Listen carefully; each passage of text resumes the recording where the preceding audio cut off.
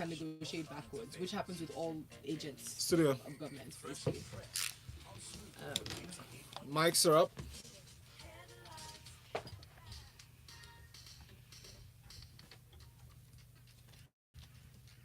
Get quick access to loans from Page Financial. Page Financial, taking you further. A very good morning to you. Welcome to Freshly Pressed 981. A very good morning to you. Welcome to Freshly Pressed 981 for today, Wednesday, the 14th of November 2018. And it's 8.1 Lagos this morning on Smooth Breakfast with Folu and myself. Valentine. We're taking you through the stories, detailed analysis of our newspaper stories this morning. So joining us in this analysis Lagos, we have Mr. FB Allison. That's Fred. Good morning. Good morning. Good morning. Good morning to you. And the man who I haven't seen in a week, It's been Adedunmade. longer than that. Adedunmade, good morning. Yes. Good morning, Yes, Lagos. I know you should see him smiling. Good He knows morning, why. guys. He knows why. Yes, he does. It is still Smooth's birthday today, so also feel free to continue to send us. It is still Smooth's birthday today, so also feel free to continue to send us happy birthday messages. In the next segment of Smooth Breakfast, which is the locker room, we will be inviting two more of our guests to come hang with us. So make sure you keep it locked right here. Fingers but crossed. make sure you send us messages in the meantime to our WhatsApp number, which is 0809 444 0981, and also please do tweet at us. We're taking your tweets. Just use the hashtag freshlypressed981, and last but not least, we're streaming on YouTube. So hello to everybody out there in YouTube land. Yes, we see you. Lagos, we start with a story that affects us really. Premium Times newspaper, and it's about hijab. Now, Lagos government approves use of hijab in schools, is what the story is saying, Fred. According to this report, they said the content of the circular that was circulated has this particular decision by the Lagos State government to this path was shared by the Muslim Students Society of Nigeria that had championed the use of hijabs and celebrated the decision. They said they lamented in a circular that was, circulated by or spread by the Ashafa that who really spoke for the Lagos State government, said they told the path of honor had deserved to be praised. Saheed Ashafa is the president of the Muslim Society of Nigeria. What are your thoughts on this? I think it's good. We have to respect people's rights to their faith. We have to respect people's rights to express themselves through dressing or different forms. Also, it's affecting women, and we already have a lot of women that are already disadvantaged when it comes to being allowed to go to school, and then you don't want to have another issue where you're now discouraging the women that actually, or young girls that actually trying to educate themselves. So I think this is it's a good move from Lagos State. Okay, thank you very much, Fred, for that really brief but succinct. Yes, but also analysis. any comments, because let's not forget that our schools are meant to be secular schools. We do know that even though the Court of Appeal did approve the use of the hijab, it is still going through the Supreme Court. So they're just saying, okay, we'll maintain the status quo and just do it according to this. But we're talking about this now because also the International School of the University of Ibadan has recently gone through something almost identical to this. And they shut down the school because the school said the students are not allowed to wear their hijab. Now, it is really an argument of the school's right to say this is what our uniform is. And if you don't want to abide by this uniform, you can go somewhere else. So why is that problematic, or why should that be problematic? In this case, I want to believe that this is Lagos State is speaking in regards to public school. So this is across the board. So I guess if you're the foundation of your school's establishment is specific, because I know back in the day we had most of the first schools that were out there were missionary schools.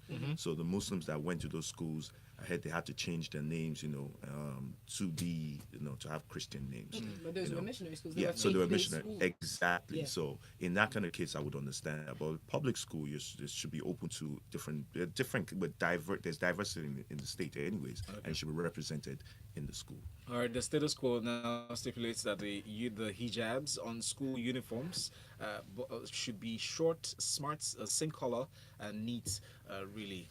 And I guess this would really make it uniform across board.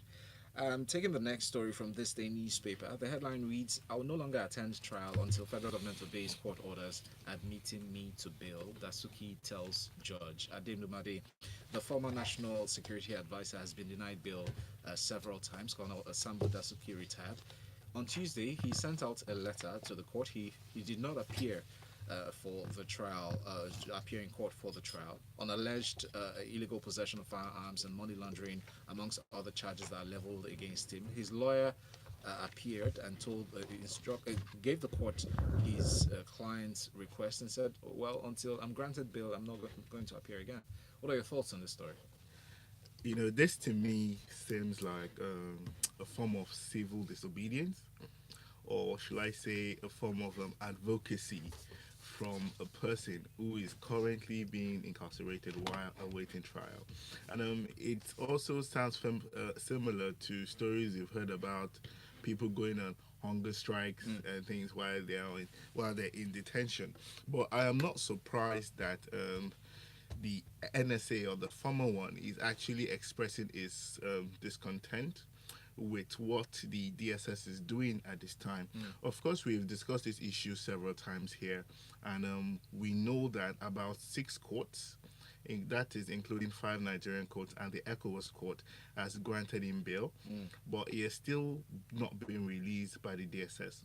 Now, putting this in context also with the statement by the president when he said that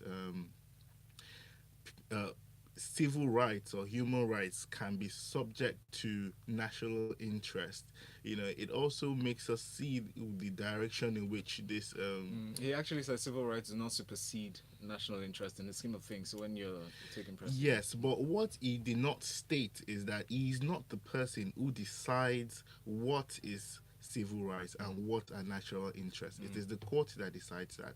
So he has given himself all these powers, which is actually wrong.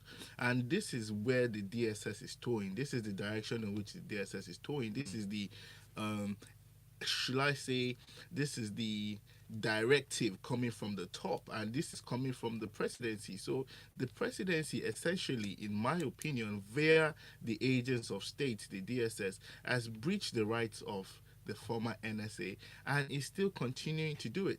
Now, with regard to the trial and its absentia, it's actually interesting because there's a provision of the Administration of Criminal Justice Act, the 2015, particularly section, I think, 324. No, 352 subsection 4 actually, which talks about trying an accused person in absentia. Now, the only thing that is tricky about this particular provision of the law is that it does not provide for this kind of situation where the defendant has written to the court and told the court that, you know what, I don't want to come to trial.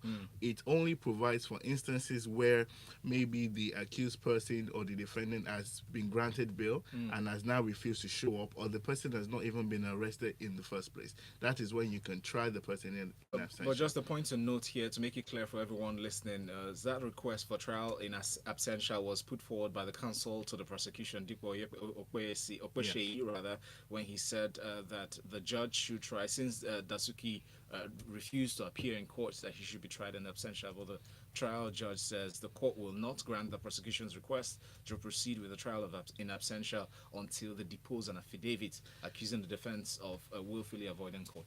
Yes, that is also going to be interesting when the court eventually makes its ruling. I actually am very looking forward to hear what the court is going to say, because it's going to sort of set a precedent for other accused persons who are also going to toe this particular line. I like that you use the word precedent, because I was going to ask you, don't you think the federal government set a precedent by ignoring court orders to grant him bail, to grant Dansuki bail? Well, this is not the first time they're doing it. They've even tried it with El Zegzaki and... Not tried, they're doing it. Oh, sorry, well, they're doing it with him, and they've done it before in the past. This is not the first time.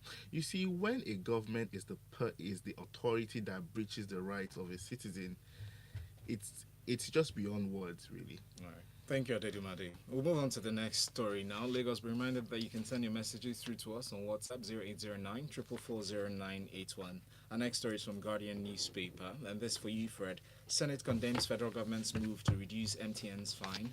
The Senate they raised alarm by the federal government's move to reduce the fine from 8.1 billion US dollars to 800 million dollars.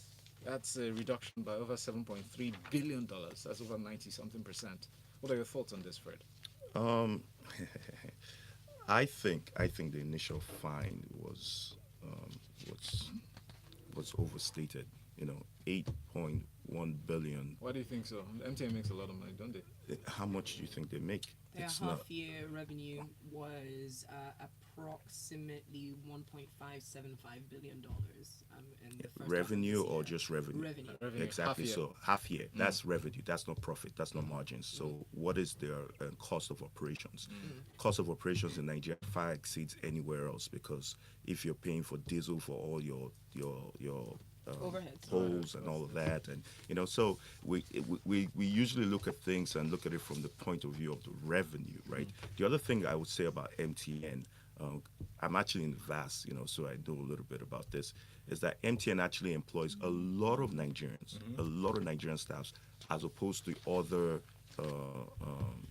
networks. So MTN has also done a good job, because MTN came in first. MTN took the bull on the horn and came in when it was not sexy, or it wasn't profitable to come into Nigeria. Yeah, yes. No, they invested over 200 and something million dollars. Nigeria wasn't Okay, but yeah. let's stop acting as though they So, came in some altruistic fashion. wait now. It was ripe Wait with now. a huge No, population. it wasn't. There was 2 million subscribers. The estimate was that in 2 years they were going to double that. And Okay, they- but yes, that's fine. But Yes. looking at those statistics, it Great. sounds really attractive. But let's focus on the Senate. Okay. The question So they the raised. Senate, in the article, the Senate is just saying they need to know why this reduction was done. Like, it seems like all of a sudden you're saying as you said, it's a reduction by over 90%. Yes. So why was this done? What's the basis on this? What's the rationale? Yeah, exactly.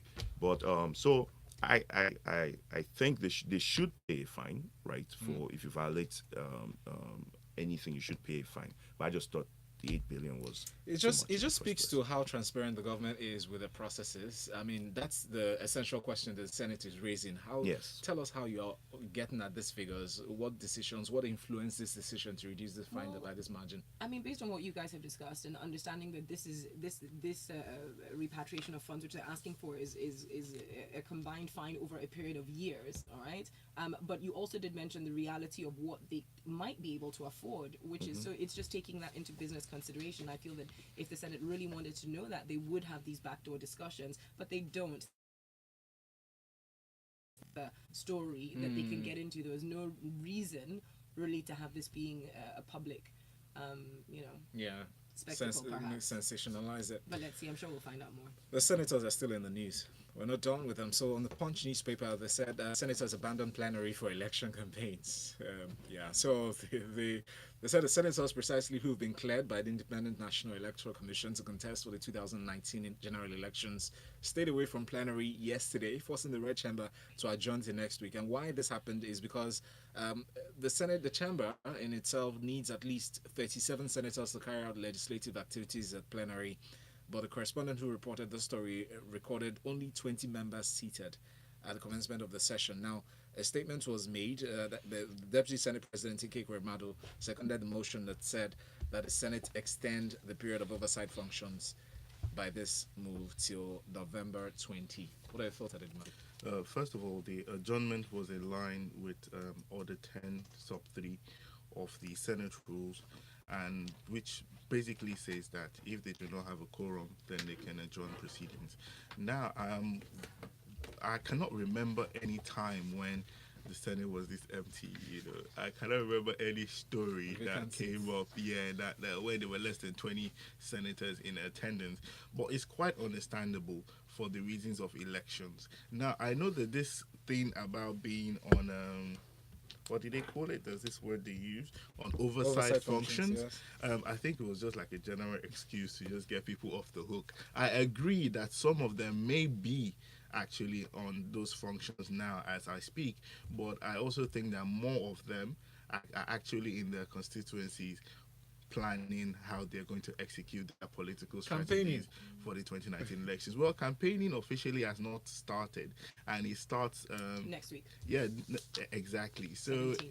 yeah, so many things are going on now with these people. You know, with regard to politicking, with regards to seeking the mandate of their constituents, with regard to engaging with the people. You know, so I don't really blame them. I think we're going to see a lot of this until after the elections next year.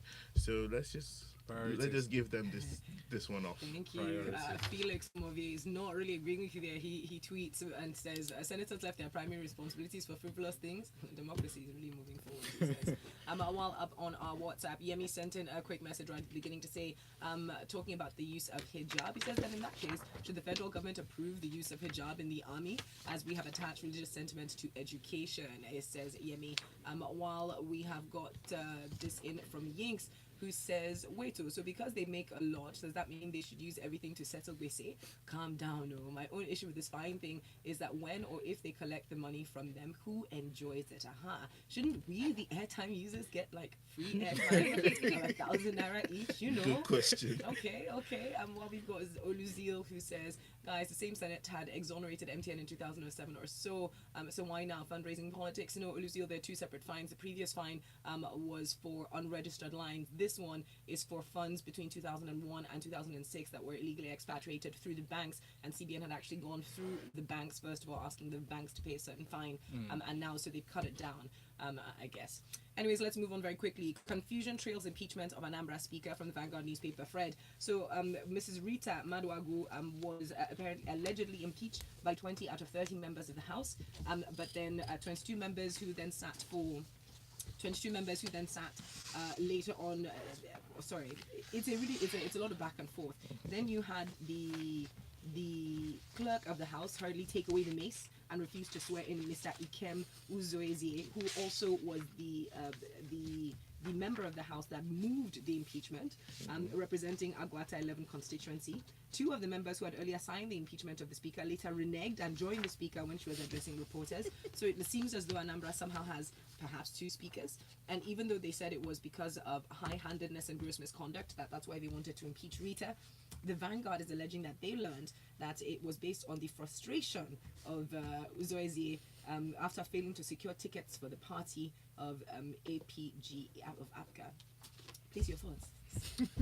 You know, we're very creative. You know, we always figure out ways to beat the system. You know, and this is, and where you see it the most, where Nigerians exude this the most is in politics.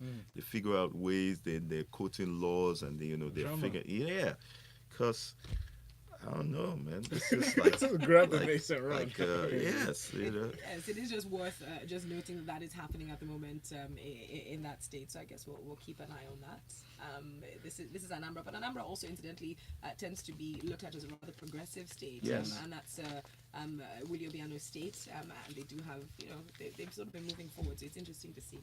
But let's move away from that now onto this next story. I'm coming to you at Adedunmade. Let's talk about our vice president and his actions when he was acting president. From the New Telegraph, 5.8 billion naira NEMA fraud. Osinbajo has questions to answer. The reps are insisting. Now, there was a rebuttal from Vice President Yemi Osinbajo that he did nothing wrong in the approval of 5.8 billion for the emergency intervention of food security to the northeast. And even though there was a report on the recommendation of which the president was asked to immediately sack the Director General, Engineer Mustafa Yunusa Maihaji, for alleged mismanagement and embezzlement, in a roundabout way, the chairman of the governing board of NEMA, actually not of NEMA at the time, but essentially of the committee, of the investigatory committee, Honorable Ali JC, is saying that yes, we may not have mentioned the vice president directly by name in the report, but he did approve 5.8 billion, and there was no proper procurement process. We're asking the agencies, that's what he says, to come and get involved in this. What are your thoughts? Yeah, I'm not comfortable with this story, and the reason being that in the last 2 or 3 weeks, this is the second time we're having allegations against the office of the president, either when it was acting, that is the prof, or Buhari himself, for what I would call not mismanagement, but the unconstitutional withdrawal of federal funds. Now, there was the issue of subsidy payments we came out about 2-3 weeks ago, where there was a couple of denials on where the source of that income came from, and we eventually got to find out that it was actually an illegal withdrawal from a fund, and it's only the NNPC that has control over that fund. So now when we see another story like this, which is saying that the vice president at his time as acting president also did such an act, is actually very funny. I have actually listened and read the vice president's position on this subject matter. He particularly quoted Section 43 of the Public Procurement Act, which states that it empowers the fund manager to make emergency withdrawals. Now, this may be great, but however, there is now the other part of the story, especially from the report from the House of Rep, which is saying that, look, whatever you said you bought, even if you claim to have bought it via these emergency provisions, the state governors have said that none of them got to their states. Now, the vice president's team has said that, he monitored it personally, and he was even watching the trucks as they were delivering via this computer monitoring system. But the truth is, watching trucks does not actually mean that anything was delivered. Now, this is a lot of money to just go down the drain without proper procurement processes, and I think it's very wrong, and Nigerians should discourage this in all ways. You're about to say something. For time reasons. Okay, great. And we should discourage this, because when leaders, either state governors or the president, when they continue to make this kind of unlawful withdrawals, come on, this is what Dansuki is currently in jail for. Making unlawful withdrawals from public funds. So I believe that this vice president, or the Leonard Silk, has more questions to answer on this subject matter. Thank you very much for that. Now, I was going to make a comment because it links to our next story. Insurgency, Sanusi calling of a demography control against more dangers. And the reason that sort of links in is that in this particular story, which is taken from ThisDay newspaper, the Emir of Kano, Mohammed Sanusi II, was advocating the careful management of Nigerian population explosion to curtail potential dangers the country may face in the near future. He says, we are about to have a population of 100 million youth in the next 20 years. That is people between the ages of 20 and 40, our youth alone. If we do not build our economy and address this demographic explosion, Boko Haram will be child's play. It ties in because he talks about the clear link between poverty and violence that we're seeing. He talks about regions of the country that are almost deliberately, shall we say, he doesn't say deliberately, but seem to be particularly ignored or underfunded. And that does tie into things like food. It does tie into things like emergency relief. If we know that international agencies have been saying we are about to have starvation in a good portion of our country, and the vice president decided to act to deal with that, are we still going to wait for the back and forth between presidency and a Senate or the legislature, which we see all the time, even when it comes down to things like our budget, which should be run of the mill by now? But what are your thoughts on this story and what Sanusi had to say? So there are different nuggets in here. As you said, one of the things he pointed out is the correlation between violence, poverty and violence. He states specifically, like, there's incident of poverty in Lagos 8% compared to Zamfara 91%, Yobe 90%. So he also spoke about the population, how we're going to have 100 million youth in another 20 years, and he's speculating how this guy's going to be able to be employed or add value. Exactly, who's going to hire them? But I think that there's some. It was a similar case with China, where the population was looked at as a disadvantage because before there was a turnaround, right? I think that our population can also have that kind of impact. But he also pointed to illiteracy and poverty. I think one of the big things that can be addressed is education, but a different kind of education. Like if you look at states like you're saying in the north, right? If access to internet, learning from your phone, like learning from somewhere, and there are things that can be put in place. Yeah, I just don't feel it's outright like our population. There's still human bodies that can do functional even if they're not high literate functions, they could do functional things, and we can convert that. But right? looking realistically to our antecedents as in Yeah. people, all right, looking at the reality that, first of all, Germany, which is the third largest economy in the world, has a total population of 85 million. Yes, Looking at the stated that. reality that Nigeria has the largest number of private jets on an entire continent. There are more private jet parks in Abuja than there are car parks. Looking at the reality that people are spending more on religious institutions than they are on education. I mean, what the gap between the wealthy and the poor is incredible, yet we still have the largest number of poor in the world. Yes. So I'm a capitalist actually, and I feel like yes, we have to create an environment where if you're innovative and you come up with things, you can strive. Right? We haven't done that yet. No, we've That created one where wealthy people become more wealthy. yeah, that's all over the world. And in that case, wealthy people still become more wealthy because they'll invest in those ideas first.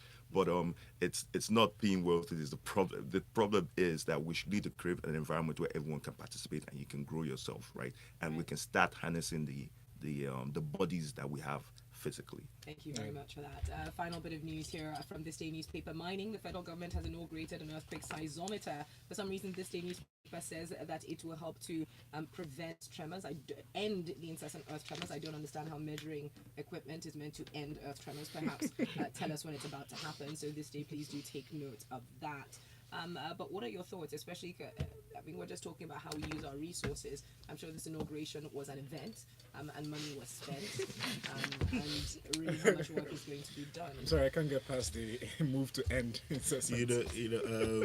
Actually, that caught me too. It's concerning. But what actually. he actually stated, in a move to end the incessant earth tremor panic.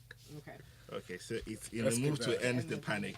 Yeah, so, but at the same time, one, I believe that this is us being reactionary as usual because we're doing it after the effect, Then secondly, why is there a focus only on Abuja? Because the federal government is now carrying out mining activities all over the country. So I think that this seismometer should also be put in places that also Other places that have experienced tremors in the north, we've had reports, I think, either from Kaduna or Kano very recently this year as well. We've also had in some of the southern states. Great. If they can just do me one favor, they should tell me why we are having these tremors. Not that, okay, we're going to have a tremor in 2 days, but you people should be careful. But it's clear. as part of the monitoring equipment. That's what it's supposed to do. Well, And that they did is refer what to- I want them to come out with first. Yes. But Not they this did story. refer to mining Mining activities being a activities, cause as well, and asking some of the mining companies, I think, at the time to cease. And illegal drilling, I mean, unapproved drilling of boreholes and all that in locations, domestic locations. Yes, great. They have done well in that regard, but I don't think they've done enough. There's still so much more they can do. I believe that they should stop being reactionary and they should try to be proactive in this thing. All right, thank you very much. We have this messaging from Mr. G Quest, that's Bogahan on Twitter. It says senators who had no prior knowledge about the alleged illegal repatriation by MTN are the ones making noise. Senators are just looking for election funds. We will see them invite CBN and MTN bosses to come and explain soon. Senators want their share of the fine. Dele Dami Agunloye sent this one. It says, on the issue of hijab, as long as it's not a missionary or faith-based school, whether it's a private school or public school, there's a reason why it is called uniform. Once A can put on an extra and B cannot, then there's no uniformity. Well, we've got quite a few comments that have come through on our live chat here. Michael Adetutu saying the government should just desist from religious issues. Christian and Muslims aren't the only religions in Nigeria. This act will open up room for other religious bodies to come up with their own. So a child having a handband designed with Ifa beads and saying it's part of their religion, or Buddhist having an incision on his head and saying it's part of his religion. I don't know any Buddhists that have head incisions, but okay. Your point is well taken. While this is in from... Okay, no, you got something wrong there. We've got this in from Yinga who says campaigning has not started. But do we look stupidly? No, technically campaigning starts on the 17th. So yes, you have seen posters up from people who have clearly illegally put it up, but they're meant to be our next governor. Xiong from Iraq says more jet parks and car parks in Abuja. Is that really correct? According to the news. On that note, we're done for this morning. Yes, we're done in 15 minutes, Lagos. Remember the way regarding our hangout today? Today is Yes, at Smooth's birthday. 8:15, we more can come join us during our hangout. And at that time, we'll be talking sports inside the locker room. Good morning, and special thanks to our analysts for coming in. Yep, Adedunmade, great. Happy birthday, Smooth FM. Well done, and Mr. FB Allison. Happy Thank birthday. you. Good morning. Get quick access to notes from page Wow, that's